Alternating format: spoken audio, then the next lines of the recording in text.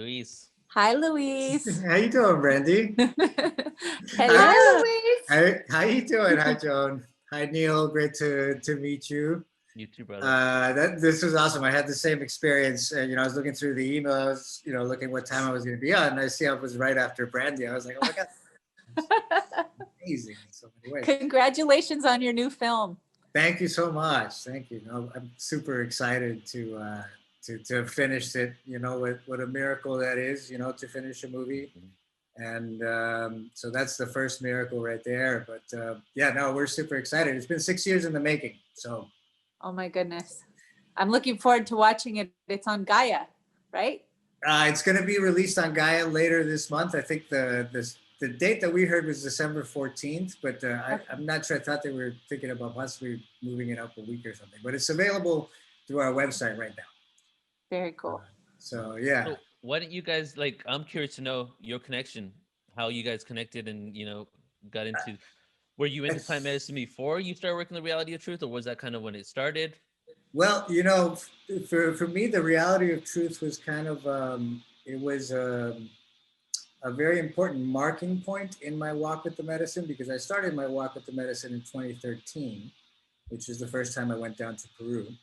And then I believe that Reality of Truth came around 2015, right, Brandy? Like around 2015-ish? Yeah. And what was really interesting about that is that I had just kind of shifted my company's focus from education, from classes and workshops, to more production. And it was actually through the medicine that I got the intuition, if you really want this expansion, then you have to put something into it. So I took all of my savings and I bought all new equipment, new cameras, new computer system, new everything, upgraded everything. And then I was sitting there afterwards, with my thumbs going, okay, now what? And how is it just going to magically come? It's going to land on my lap or what? And then it did, and then all of a sudden I get a call from Zappy, who I had worked for before on some things, and Zappy, the director of the film. And he said, hey, Luis, would you be interested in helping out editing this documentary on ayahuasca? And I'm like, fuck yeah, man. Oh, sorry. Can I not swear? I'm sorry about that. You can do whatever you want. But I was like, yeah, man, put me down. This is like, you don't even know how like this resonates with me. It's like what I've been waiting for. And so that was the first of a string of many projects that some of which I've worked with Brandy, including a little short doc that we made for Rhythmia called Mrs. Moon's Medicine and the Ayahuasca Miracle. Love that little piece on Jerry. And then other things, plant medicine in other forms, like, doing stories about Dr. Max Gerson, who was literally using plants as medicine to heal things like cancer and all kinds of chronic conditions that, at that time we're starting to kind of move into the big pharma model, and, naturopathic medicine was kind of pushed aside. So I love the Reality of Truth was actually, I would say, one of my biggest education, because me too. Imagine I got to sit there and watch all of these interviews by all of these amazing people: Sri Ravi Shankar, Foster Gamble, Bruce Lipton, Marianne Williams. So many. I don't want to miss any, but there's so many, and I had to watch that for hours and hours and hours and hours, and it was like, I was like, man, I'm so glad I'm not working on Booty Call 3. No offense to Booty Call 3, but you know what I mean? It's like, if I'm going to spend so much time in front of the computer and listening and taking in, like, this was like a continuation of the medicine work for me, And everything can be turned into medicine, just like everything can be turned into a meditation. It's really all on how you see it, Yeah. But I'd say that for me, that was the Reality of Truth really kind of cemented my deepest desires as a filmmaker. Like it really made me believe that I could do it, that I could, make movies about this topic, and that, people would watch them, would want to watch them. Right. What was your role? Were you filming it, helping direct? So I was brought in to edit, and the situation was that once, I looked through all the footage, I got back with the director and I said, we really don't really have a story here. We need to personalize this because we had a big collection of interviews and, but not necessarily a story. And so that's the part that we ended up doing a lot of production on. We did it actually in my backyard. Zappy's main interview throughout the whole film. That's my backyard with that's our fig tree in the background, when he's talking. And we shot more interviews. We reshot Jerry's interview, which was an amazing, like to me, that's just one of the most beautiful moments in the film, when Jerry opens his heart.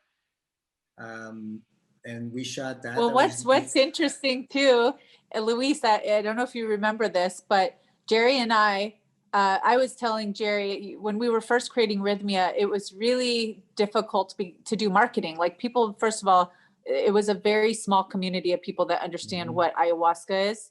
And I'm like, the only way to do this without being really cheesy, you can't market it like he and I came from product marketing. I'm like, you can't market it like this. We have to tell the stories. And I'm like, we got to make a documentary film. And what we should do is go to, the greatest people who have either worked with the plants or have wisdom about the plants and interview them. And the funny thing was that week, Jerry was sent an email. It was a crowdfunding campaign. And there's a video with Deepak Chopra sitting in his living room.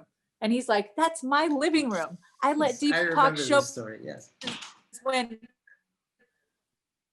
Jerry was all on drugs and alcohol, he didn't even know who Deepak Chopra was. His hairdresser asked him, can I use your living room interview with Deepak Chopra? He's like, yeah, sure. So full circle, this lands back the week that we're talking about creating a documentary film. And it's a crowdfunding campaign. And we're like, what? This campaign is crowdfunding for a plant medicine documentary. So we contact Zappy, we met Luis, and this is how we came in and helped co-produce the movie. But they had made this beautiful film and interviews, but there was no story. It's just incredible because we have this amazing story of a real person who ended up co-producing the film. Beautiful. So let's get into, I want to show you trailer to start out, right? But also we do have a question. So that I kind of want, I think both of you are maybe good to address this, but someone's asking on YouTube, what is Iboga? So maybe you can address what Iboga is, and then we can play the trailer and then get into some of the content that you have in there. Brandy, you want to start on Iboga? So, Iboga is, here's what's funny. After Joan, is Joan still there? Yeah, she's here. Joan, you want to come on? Okay, so Maybe after I worked with Joan with the plant medicine, shortly after, like I was only a few ceremonies into working with these first plant medicines, and I was introduced to Iboga. This is when I saw that I was going to be working on this big vision, and I was connected to Jerry. And Jerry had just had a life-changing event happen using the plant Iboga. He was a drug addict. He had sold his company for $90 million. He had houses all over the country, flying in jets, and he was literally killing himself. And he went to one of the most expensive rehabs in the world and was spending $100,000 a month and could not get healed. Somebody told him about Iboga in Costa Rica. And in one night, he got to the very core of why he was trying to kill himself. And he saw a repressed memory of being molested by family members. And then later, when he healed his heart after being shown this vision, he was shown that he was supposed to create this center and help other people. Shortly after that, I met him and I had this same calling. I was actually already partnered with a center in Costa Rica. And what was interesting was if you would have brought other plants to me first, I don't think I would have worked with Iboga the way that I did, but Jerry and I worked with Iboga for about a year. And, we were planning on, Rhythmia originally was going to be an Iboga center. And this plant it's actually a root from Africa, from the tribe. And we worked with this incredible shaman who was 10th generation with the Bwiti tradition in Gabon, Africa. And this medicine, I could say, is it really kicks your ass. You're like out for 12 hours, sometimes 24 hours, where you can't even move or walk. But I have to say that for the level of crazy that Jerry and I were at, we needed to start with Iboga the way that we did for a year before trying to, create a center to help other people. We needed to clean up ourselves. So Iboga is a very powerful root. The Bwiti, actually their government, in order to be on the government, you're required to do an Iboga ceremony. And the medicine is really powerful. The shaman would guide it, tap on my third eye, and I would see the stars. And this medicine is very connected with the moon. So in their tradition, they try to take you to the moon. And the moon, once you get to the moon, is guiding you and giving you messages. But I would say for me, it was kind of like a video game. Whereas like ayahuasca, I feel like it's very feminine and crazy and chaotic, and you're kind of in a tornado sometimes. The Iboga to me is very like, it's masculine. It's very like direct. It's like, here's the problem. Here's the answer. It's very linear. It's kind of familiar to this reality because you're going into this altered version of this reality. And I feel like it's great for understanding things from the perception that we understand as human beings, because it's very direct. You can ask a question and get an answer. You can, depending, I know everybody has their own experience, but for me, I would make a list of things that I wanted to work on, and the shaman would guide me and we would tackle each issue. And I would go right through them in a checklist and speak into a recording and be able to listen to it the next day. Very, very different from other plant medicines, but very powerful. And it's great for addiction. Yeah, I've never had the personal experience for Iboga, but I know people who have had experience with it as well as ibogaine. And I would say exactly right. She nailed it on the head. I think it's the kind of thing where when no other master plant will do it, bring in the nasty grandpa, because it's a very but it's amazing for addiction. I mean, in the 70s and 80s, there were ibogaine clinics all over the world with incredible success rates, and for reasons they are no longer. But I think this awakening is here, and the plants are clearly driving this, as far as I can see. 300%. So Brandy, are you going to stick around for a bit? Do you have to head out? I actually have to head out. I have my 10-month-old baby downstairs. So it was really great to give her a big kiss for me. She's so beautiful. I bet she's huge now, huh? She's so huge. It's so cute. My God. I'll text you a picture. Please do. Please do. Here, I want a picture of you with her too. Oh, yes, I will send it to you when we get off. And that's another subject, pregnancy and ayahuasca and plant medicine, but we'll go there next time. Oh, yes. Okay. That's another story for you. Can't wait. Continued. All right, Brandy, thank you. All right, Take you care. guys. Love Bye. you all. Thanks for having me. Okay, see you soon. later. All right, so if that's okay with you, Luis, let's start out with your trailer. Sure, go ahead. Okay, let's do it.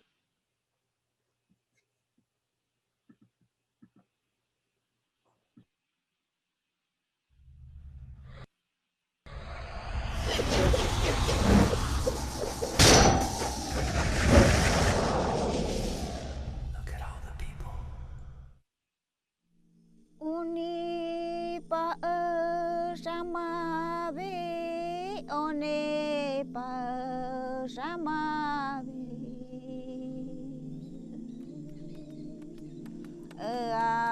cano yongwano. Por medio de ayahuasca tengo que ver los diagnósticos de cada paciente.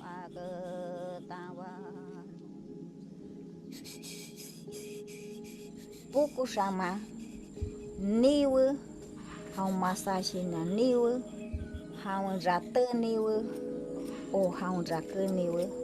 Sama kutia, no como curandero. Ha niwe bo, kuyo no tsuka ronteha. There's a lot of talk about ayahuasca. She's the queen of the master plants in a way. But master plants, they are the real little healers and helpers. Las plantas maestras y la ayahuasca nos enseñan, nos abre la vida, el conocimiento. So the idea is that you're going to learn directly from these plants, in your dreams, in your thoughts, in your feelings. It's a channeling of plant medicine energies. The Shipibo lineage, what they're doing is as they diet the plant, they're singing their ikaros, which are the healing songs from the energy of the plant. And it's very commonly experienced by the people that come here. They realize, oh my God, I thought it was going to be about the ayahuasca. I thought it was going to be about this. It's about the songs.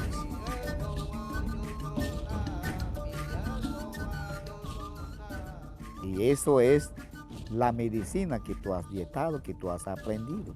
It's interesting because in medical school, we're not taught about energies or about spirits. It's almost like there's a different lens that this shaman is bringing in, one that we're not necessarily seeing. Even though at first it may not make sense to our way of thinking, there may be a nugget of pure gold in there that can give us insight, a new understanding, and new tools to facilitate healing. There's no difference in medicine, you know. There's only one medicine, the medicine that heals. These teaching plants are reaching out to us to instruct us. For its breadth and depth of healing potential, ayahuasca is far and away the greatest medicine I have ever encountered. As playful as it can be at times, it's a very serious commitment. This is a soul cleanser at the deepest level. It can completely cause a rip in your egoic structure and reality. So you do have to be ready to humble yourself to something that might be beyond what you have imagined thus far in your life.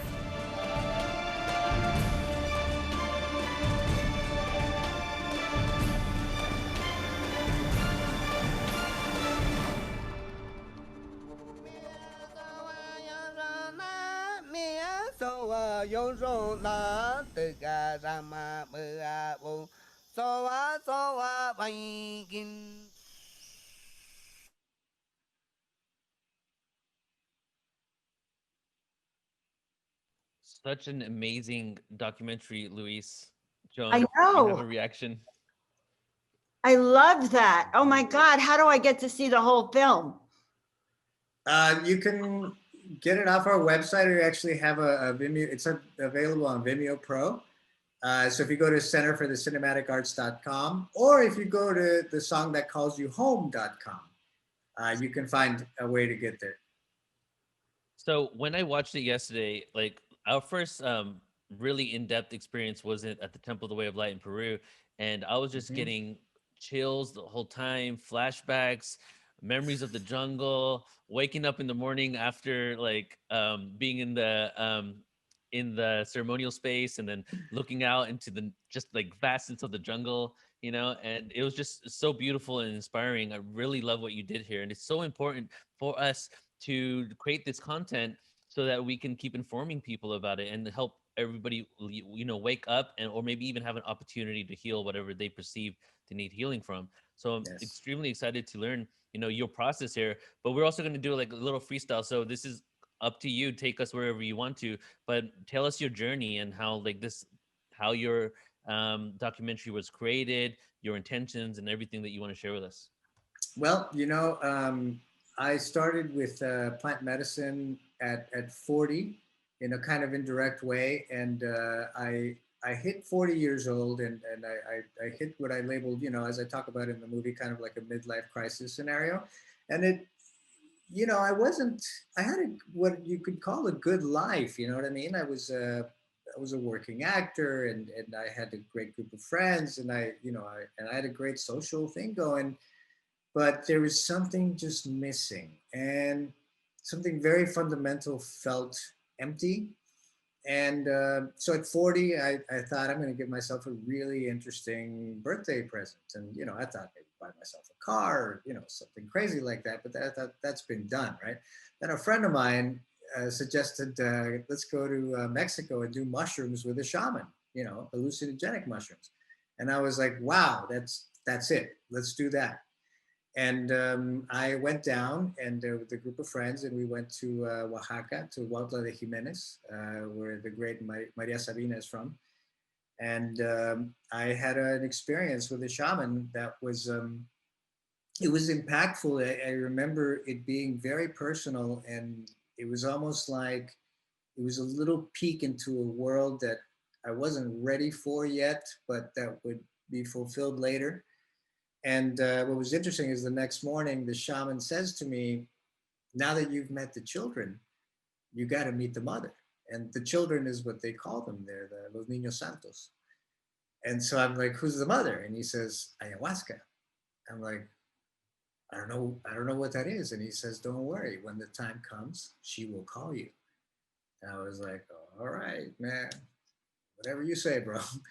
Um, and never thought much about it. But almost a year later, all of a sudden, I felt the call. And it was in the weirdest way because I just heard the term ayahuasca in all these different places, like in the span of a week.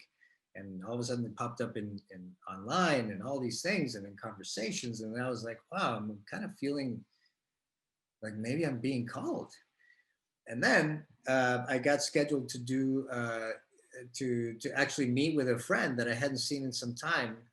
This wonderful individual named Vani Mangoni, who is my co-director in this film, and I met with him because I had heard that he had gone south to South America on some trip, and he'd been gone for a while, and so I got together with him, and I wanted to find out, where he'd been and hear his adventures. But when I sat down right in front of him, I just felt this incredible energy surrounding him. And I was like, Vani, what's up, man?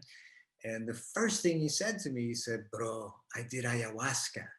And I was just like, oh, man. And I said, please tell me everything. And I sat there and I listened to him tell me about his experience for, I don't know, an hour and a half. And the whole time he's telling me this, I'm inside, I'm feeling, yes, this is what I want to do. I know it. And that night when I got home, I contacted Niwe Rao, which is the center where that's featured in the film.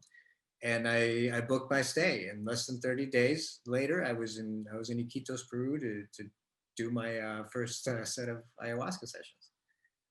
And that's how it kind of got started.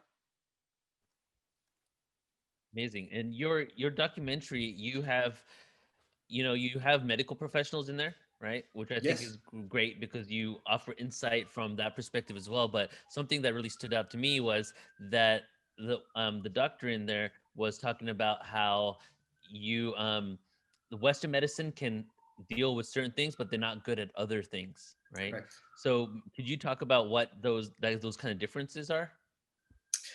Yes, I think the medicine does something that Western medicine can't do to the degree that taking a drug, a psychotropic drug, meaning like an antidepressant, doesn't really deal with the core issue of anything. If anything, it may just somewhat chemically regulate your brain, if you want to call it that, but it doesn't deal with the issues of trauma. And I think that these medicines go right to the heart of the matter and right to the heart of the trauma. And I think that that's the brilliance of these medicines, because in life, I can't remember where I heard this, but I remember it stuck in my head because, they say, in Western society, we take stuff and sweep it under the rug and sweep it under the rug and sweep it under the rug and pretend it's not there and keep sweeping and sweeping and sweeping. What ayahuasca does, it takes that rug and it shakes it right out. And all of that stuff rises to the surface, and it can be extremely overwhelming. And that's where, a very knowledgeable hand is necessary. This is why these things cannot be done, by yourself or with somebody who isn't trained to deal with these things, because they can be overwhelming and they actually could cause you a greater trauma than you actually went in with, which, would be the opposite effect of what we're looking for, right?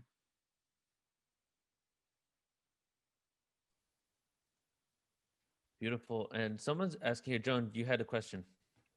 Well, yeah, someone was asking questions, I think, about, here it is, actually, they go together. So do you recommend going to the jungle and doing ayahuasca there, or is it better to do it in your hometown, say?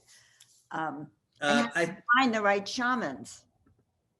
Yeah, I think it is very important that that you do your research, like what Brandy was saying. You know, only work with people that come from a trusted lineage. You know, somebody who is preferably, this is my personal opinion, preferably somebody who's tied to an indigenous tradition, because those people know what they're doing. They've been working with this medicine for thousands of years. They know what's up. For us, as Westerners, this is a whole new thing, you know. And I think what we don't want to repeat is the '60s all over again, where we unleashed this incredible consciousness opening, you know, thing, and it didn't have the infrastructure to actually, you know, to take what people learned and what people saw in the '60s and to actually integrate it into their own lives, because it was just too overwhelming. And I think we're in a much better place now, because people are approaching these things not so much now for entertainment as much as people are seriously seeking healing, because nothing else is doing it, because the pharmaceutical companies are not doing the job, but they're not meant to do this. Right. So a really great book that I think everybody should read is called Waking the Tiger. And it's a movie about trauma and how it works.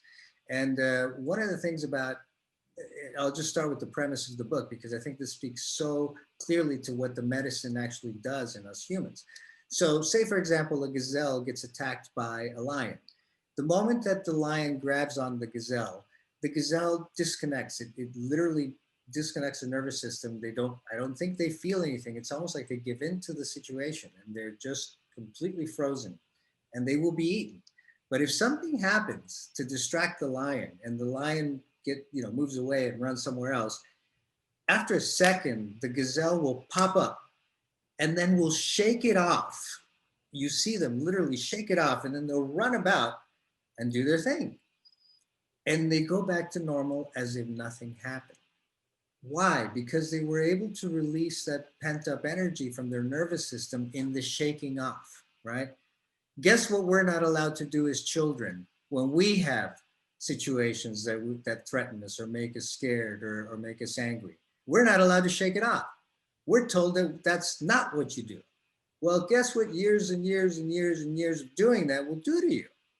You know, it's like there can be I think everybody's walking around with PTSD. I mean, if you had parents, you're walking around with PTSD, whether it was, given to you bit by bit by bit by bit, or in one big or two big freaking chunks.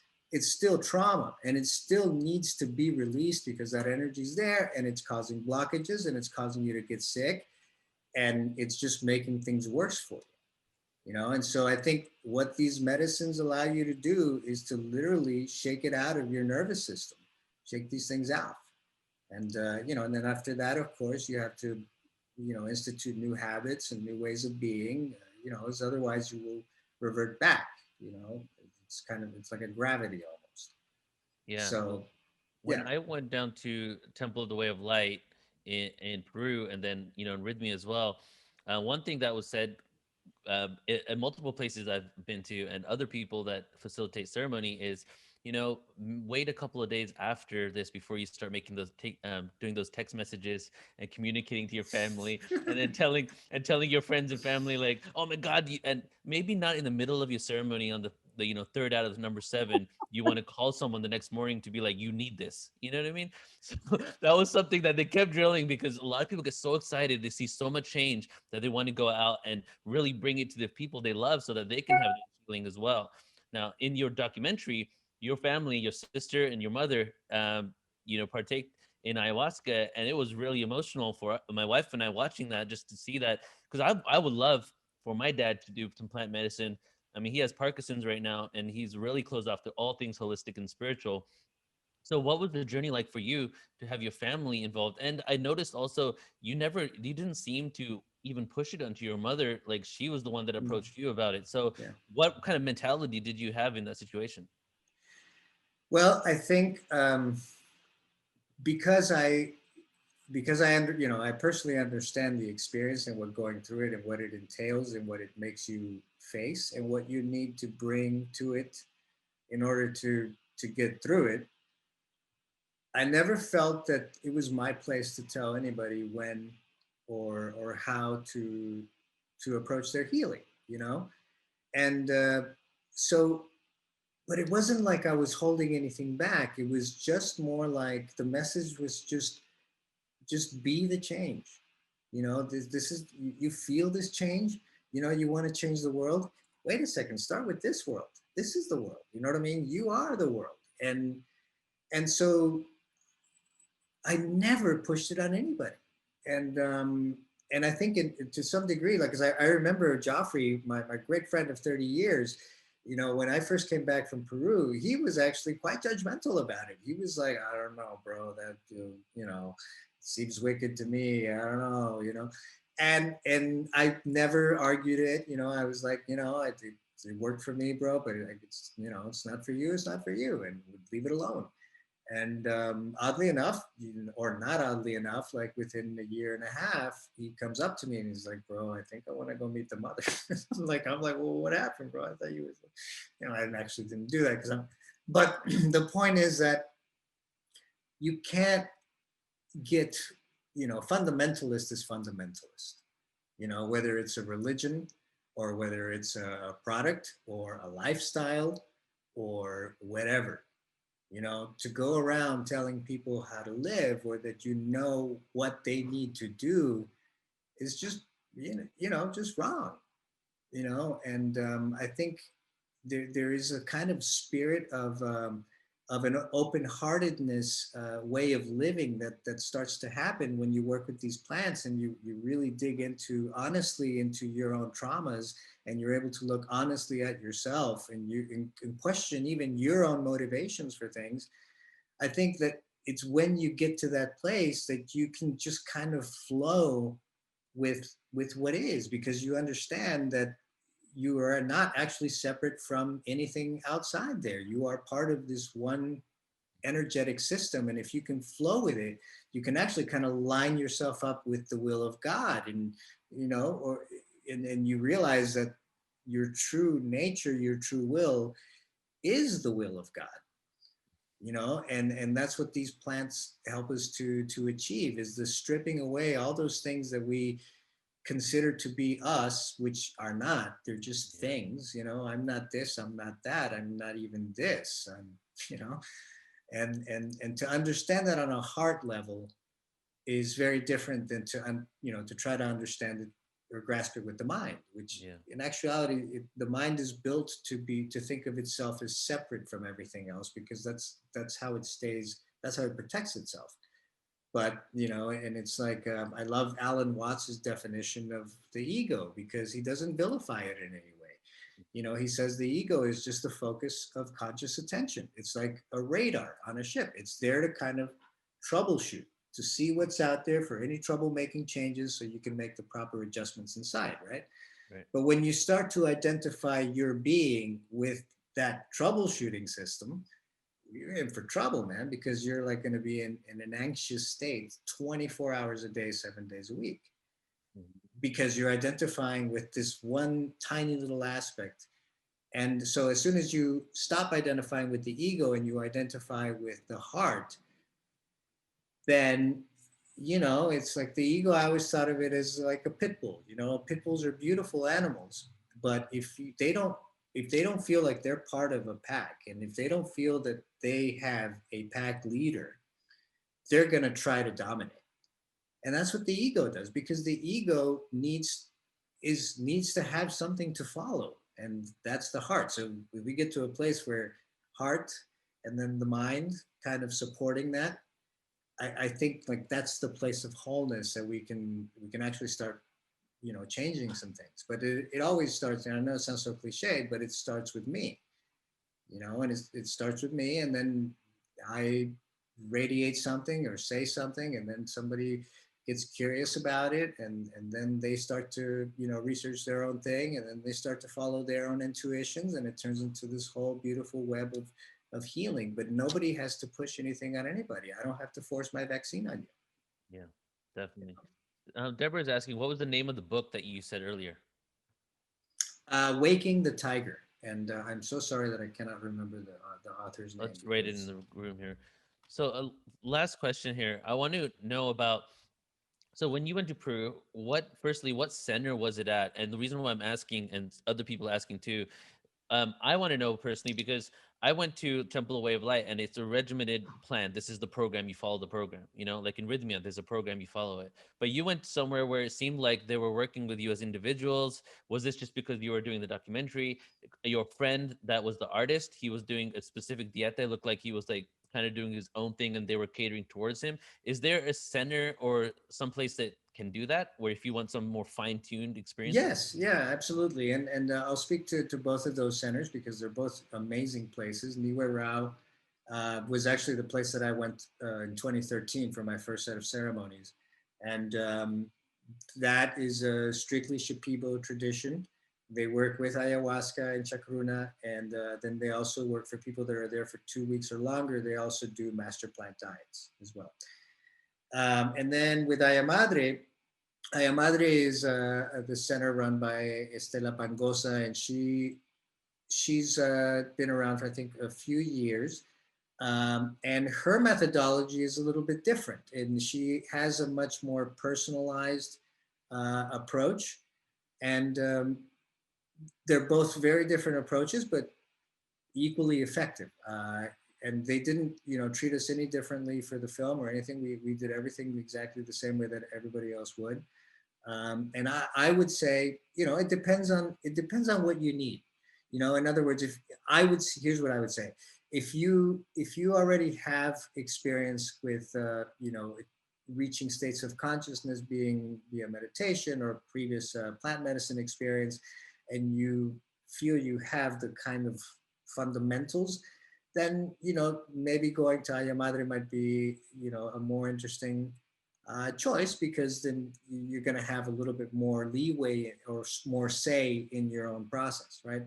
Whereas Niue Rao is you're putting yourself more in the hands of the shamans there. And the Niue Rao is run by Maestro Ricardo Maringo, who is just amazing. And he, every time I've been there, he's surrounded with other amazing healers. And but both of those places I would highly recommend, and I would have sent my mother there if she didn't mind the bugs, but she doesn't do bugs, so she went to Rhythmia. That's hilarious because that's exactly how I feel about people too. Like I'd be like, "Are you okay with bugs? You can go to the Exactly. jungle. Yeah. Do you want a Great big bugs? do you want a luxury 5-star experience? You can go here, you know? And that's the cool thing. There's so many different varieties. There's no reason to even cast any judgment on them, right? Like there are different varieties for different people that want different experiences, you know? Yeah. There's the comfortable ones, and then there's the roughing it in the jungle ones. And you know, I want to just address something that you guys were talking earlier when I couldn't get my camera on, because I thought it was pretty relevant. You know, somebody pointing out or saying that the spirit of the medicine is no longer in ayahuasca, and I don't think that's true at all. What I believe is I know the spirit exists because I've communicated with her, but I also know this about ayahuasca, is that nothing that you will ever see in an ayahuasca journey is anything that's outside of you. In other words, you know, for better or for worse, good, bad, ugly, whatever you're seeing, it's not coming from out there, it's being revealed from inside. And here's the thing and I remember, I think it was Ricardo who told me this, the shaman in Peru, who said that it's good news when you're seeing monsters and demons and all these things, because it means they're on their way out. Mm-hmm. You know, you can't bypass the show on the way out. You had the show on their way in. You got to see them on their way out. And so when they rise to the surface, you know, he told me, be glad, be happy, which, you know, of course it's hard to do when you're in front of Satan, but it's comforting because you understand that if it couldn't hurt you when it was deep down in your soul, where you couldn't even notice it, it has no power over you when it's right here. Also, you're not crazy. Yeah. You know, and when you work in that situation, you begin to get that the voices you hear, the inspiration and visions are actually true, be it like they're a reality themselves, but Absolutely. it's very empowering to understand yourself. Absolutely. And I think also the, you know, there is a way in which the medicine ayahuasca opens you up to a mystical way of living, you know, where you're not so much living by sight, but you're kind of living by faith. And then you get into this place where you set an intention and things just magically kind of line up in their own way, maybe not in the way you thought they would, or maybe the way you wanted them to, but you start to see that there is, you know, this, it's real. It's like an infrastructure of energy that exists that you can only see if you, first of all, open yourself to it and then become sensitive to it. But it's always there. It's just we can't see it. And so we can't enter a flow until we first, you know, say, okay, it does exist. I see it. I feel it. Let me jump in. All right. Definitely. Joan, did you want to chime in and say something else before we move on to the next speaker? I love it. I so appreciate, I can't wait to watch the film. I just love your energy. I'm with the one who wants the high class, really nice center. We're going to go to Rhythmia. I recommend Rhythmia. Rhythmia is a great place. Yeah. Right? Luis, thank you so much, brother.